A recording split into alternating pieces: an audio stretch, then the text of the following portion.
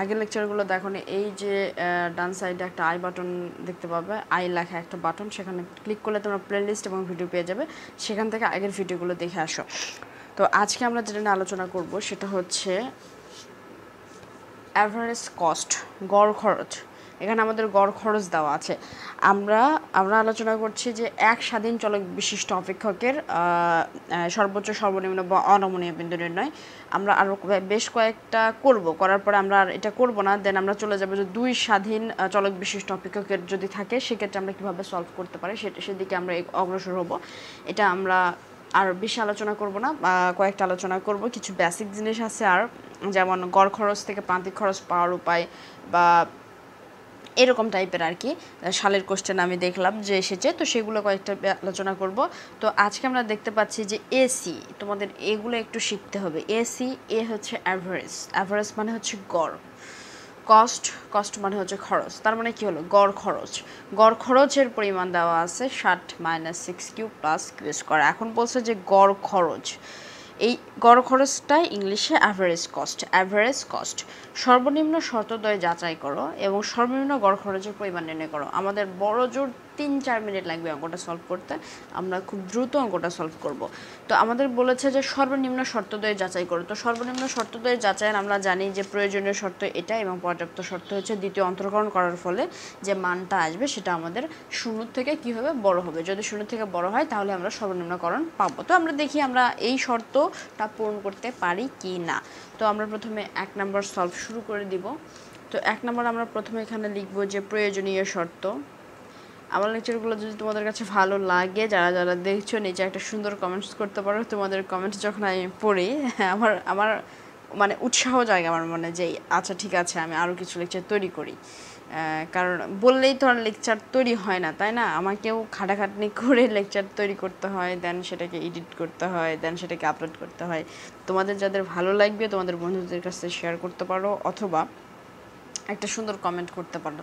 আচ্ছা, প্রয়োজনীয় শর্ত আমরা এখন প্রত্যেকবারে আমরা প্রয়োজনীয় শর্তের টাইমে আমরা লিখেছি ডিএক্স ডিওয়াই। কী লিখেছি? আমরা লিখেছি ডিএক্স ডিওয়াই। তো এখানে এক্সের ডিওয়াই ডিএক্স লিখেছি, আমি ভুল বললাম। আচ্ছা যাই হোক, ডিওয়াই ডিএক্স আমরা প্রত্যেকবার লিখেছি। আমরা আগের লেকচারগুলো আমরা খুব দেখি, যদি একটু এই যে আগের লেকচার আমরা লিখেছিলাম ডিওয়াই ডিএক্স, কারণ এখানে ওয়াই এর মান দেওয়া আছে, কিন্তু এখানে ওয়াই এর পরিবর্তে আমাদের রয়েছে হচ্ছে এসি = 60 - 6q + q², এরকম একটা মান দেওয়া আছে। তো এখানে আমরা ওয়াই এর জায়গায় শুধু লিখব ডি এসি আর লিখব ডিকিউ। লেখার বিষয়টা একটু বুঝাই যে কেন আমি এটা লিখলাম। আমরা প্রথমে আমাদের শর্ত হচ্ছে আমাদের ডিওয়াই ডিএক্স লিখতে হয়, এটাই আমাদের মূল কাহিনী, কিন্তু এখানে মান পরিবর্তন করে দিয়েছে। ওয়াইয়ের জায়গায় আমাদের দিয়েছে হচ্ছে এসি, ঠিক আছে, এবং এক্স যে এখানে ছিল সেটার পরিবর্তে দিয়েছে কিউ। সুতরাং আমরা ওয়াইয়ের যে জায়গাটা রয়েছে সেখানে লিখব এসি এবং এক্সের যে জায়গাটা রয়েছে সেখানে লিখব কিউ। কেন কিউ? এই যে আমাদের অঙ্কে কিউ দিয়েছে, এবং ওয়াইয়ের যে জায়গাটা রয়েছে আসলে এখানে ওয়াই থাকে, দেন সামথিং দিয়ে ধরো x² + এরকম সামথিং থাকে। তো এখানে কী হয়েছে, ওয়াইয়ের জায়গায় রয়েছে এসি এবং এক্সের জায়গায় রয়েছে কিউ। তো সুতরাং আমরা জাস্ট স্থানটা পরিবর্তন করে লিখবো, এটুকু বুঝতে সমস্যা হওয়ার কথা না। তো এখন আমরা কি করব, ওয়াইকে যেরকম আলাদা করতাম সেরকম এসিকেও আলাদা করব। আমরা এসিকে এরকম করে লিখব, এসি মানে পুরোটা, এ এবং সি আলাদা কিছু না, অ্যাভারেজ কস্ট একসাথে দেওয়া আছে, গড় খরচ। তো এখন আমরা এসি এর মানটা বসাই দিব, ডিকিউ। এসি হচ্ছে 60 - 6q + q², ওকে, দেন = 0। তো এখন আমরা এখানে ডিফারেন্সিয়েশন করব। ডিফারেন্সিয়েশন আমি শেখাবো না, আমি সরাসরি করে যাচ্ছি। তো এটাকে যদি করি তাহলে আমাদের হয় 0 মাইনাস, দেন এখানে হবে 6 + 2q। যাদের ডিফারেন্সিয়েশন প্রবলেম আছে প্রথম কয়েকটা লেকচার দেখে আসো, প্রথম 6-7টা লেকচারে ওগুলো আলোচনা করা আছে, তোমরা ওখান থেকে দেখে আসতে পারো। তাহলে আমাদের শুধু কিউ দরকার, তাহলে আমরা 2q-কে পাশে রাখবো, -6কে সমানের ডান পাশে পার করবো। তাহলে -6কে যদি আমরা সমানের ডান পাশে পার করে যাই তাহলে এটা হয় +6। তাহলে কিউ এর মান হবে 6/2।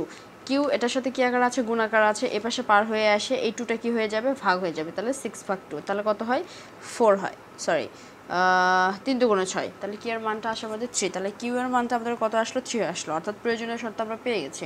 এখন আমরা পর্যাপ্ত শর্তের দিকে অগ্রসর হই।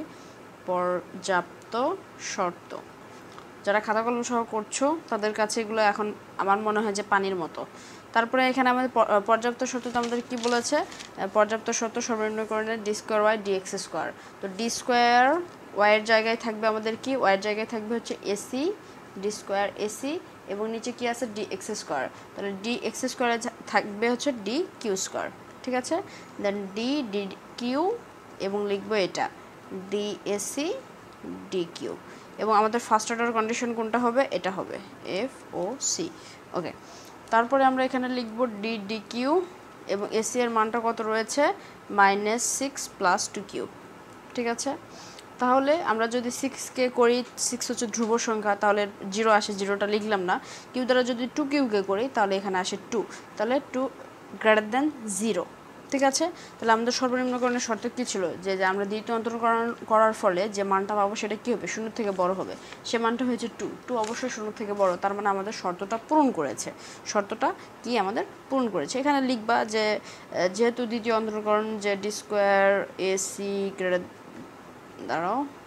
>0, তাই সর্বনিম্নকরণের শর্ত পূরণ করেছে। এটা গেল 1 নম্বর। 2 নম্বরে বলেছে সর্বনিম্ন গড় খরচের পরিমাণ কত। তার মানে আমাদের কিউ এর মান পেয়েছি 3, তাহলে আমাদের হচ্ছে এখন বের করতে হবে এসি আমাদের কত, অর্থাৎ এই মূল সমীকরণে আমরা কিউ এর মানটা বসাই দিব। তাহলে আমরা লিখি AC = 60 - 6 Q plus Q square, ঠিক আছে। এখন এই কিউ এর জায়গায় আমরা কিউ এর যে মানটা পেয়েছি 3 সেটা বসাই দিব আগেকার অঙ্কের মতোই, নতুন করে এখানে কিছুই না। তাহলে এখানে যদি আমরা ক্যালকুলেশন করি তাহলে এখানে আসবে আমাদের 51। তো দেখো আমরা 2-3 মিনিটের বেশি হয়তো আমাদের এখানে লাগে নাই। তো আমরা দেখব যে এরপরে প্রান্তিক খরচ গড় খরচ থেকে কীভাবে হচ্ছে এগুলো বের করা যায়। সম্ভবত আমি আজকেই হয়তো 2টা লেকচার আপলোড করব খুব সম্ভবত, কারণ এগুলা খুব ছোট জিনিস।